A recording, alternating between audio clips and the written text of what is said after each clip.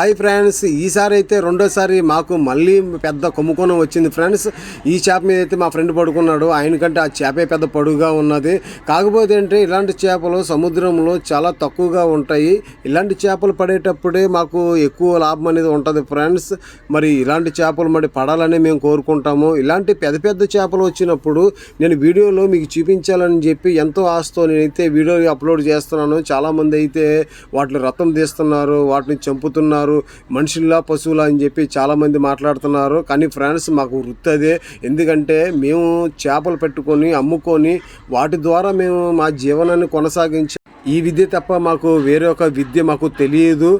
కాబట్టి మేము సముద్రంలో పెట్టే ప్రతి చేప కూడా మీకు చూపించాలని ఆశతో ఈ వీడియోల ద్వారా మీకు చూపిస్తున్నాను. ఇలాంటి చేపలు పడాలని మేము కోరుకుంటున్నాము. ఈ వీడియో కానీ మీకు నచ్చినట్లయితే ఖచ్చితంగా కామెంట్ చేయండి ఫ్రెండ్స్. లైక్ చేయడం మాత్రం అస్సలు మర్చిపోకండి.